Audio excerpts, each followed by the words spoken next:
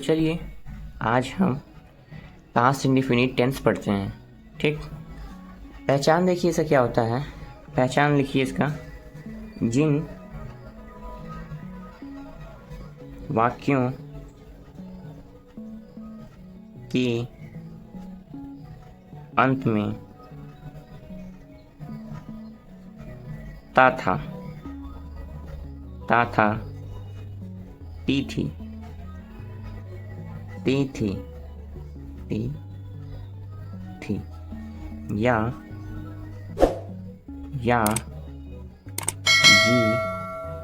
जी और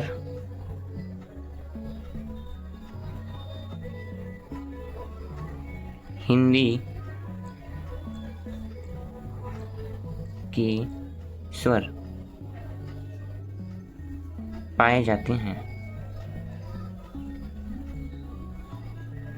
जी, पहचान देखिए, जिन वाक्यों के अंत में ता था, ती थी, ते थे, या ये और हिंदी के स्वर पाए जाते हैं।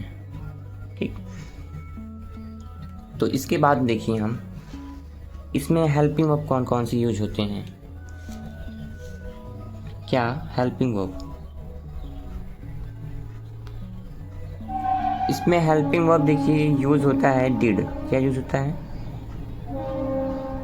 डिड। लेकिन ये किस टेंस में होता है पता है? मतलब किस सेंटेंस में होता है? पास्ट इंडेफिनिट टेंस में डिड यूज होता है, लेकिन ये किस सेंटेंस के साथ? अफर्मेटिव के साथ नहीं होता है, निगेटिव और इंट्रोगेटिव के साथ होता है ना।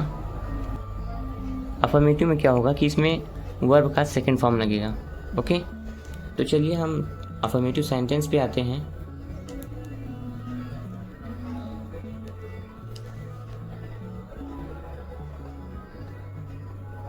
Affirmative sentence, okay. Affirmative sentence की हिंदी क्या होती है?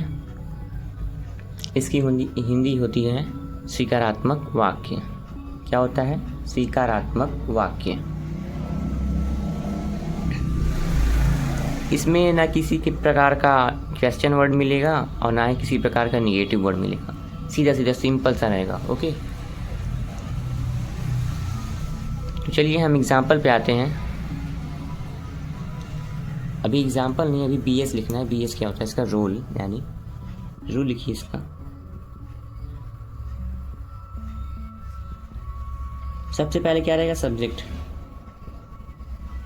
सब्जेक्ट की बात क्या रहेगा? मेन वर्ब रहेगा। मेन वर्ब भी सेकंड फॉर्म रहेगा, प्लस ऑब्जेक्ट प्लस ईटीसी। हो गया, subject plus MV second form plus object plus ETC. Example है आपका,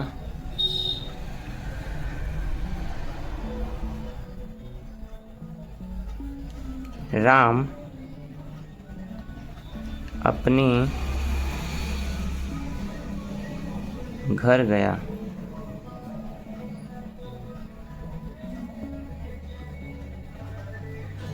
राम अपने घर गया। तो देखिए इसके लास्ट में देखिए या मिल गया ना। यहाँ पे देखिए ये वाले यानी ये वाले या मिला, तो मतलब ये पता चल गया कि ये किस टेंस का है। और इसमें देखिए निगेटिव वर्ड या फिर क्वेश्चन वर्ड कुछ नहीं है ना, तो ये किस टेंस का है? अफर्मेटिव सेंटेंस का है। और इसको सबसे पहले हम क्या लिखेंगे? राम। राम का वर्ड मीन सब्जेक्ट लिखना है ना। सब्जेक्ट का इसमें क्या है? सब्जेक्ट राम है। सबसे पहले हम राम लिखेंगे, राम।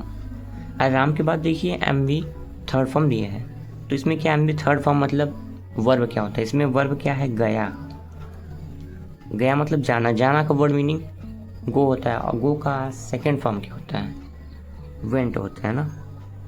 राम वेंट हो गया। उसके बाद देखिए क्या है? ऑब्जेक्ट। ऑब्जेक्ट इसमें क्या है? कहाँ गया है वो? अपने घर गया ना, तो अपने घर ही इसका क्या है? ऑब्जेक्ट है। तो राम वेंट हिज होम। ऐसा पेन नहीं चल रहा है, ठीक। Ram went his home. और अपने घर से पहले टू का प्रयोग नहीं होता है ना। ओके, चलिए देखते हैं सेकंड एग्जांपल। ये रहा आपका सेकंड एग्जाम्पल, उसने मुझे पीटा। क्या कहा था मैंने कि हिंदी के स्वर भी पाए जाते हैं, तो देखिए हिंदी के स्वर लास्ट में क्या है, पीटा, आ रहा है ना, तो ये भी पता चलेगा कि किस टेंस का है। और इसमें देखिए निगेटिव वर्ड या फिर क्वेश्चन वर्ड जैसे कोई वर्ड है नहीं है, तो ये किस टेंस का है, किस सेंटेंस का है, अफर्मेटिव सेंटेंस का है। तो सबसे पहले हम सब्जेक्ट लिखेंगे। सब्जेक्ट इसमें क्या है, उसने। उसने का वर्ड मीनिंग ही भी कर सकते हो आप, यहाँ पे सी भी कर सकते हो, क्योंकि यहाँ पे कोई फीमेल या फिर मेल जैसा वर्ड पीछे लास्ट में नहीं दिया है।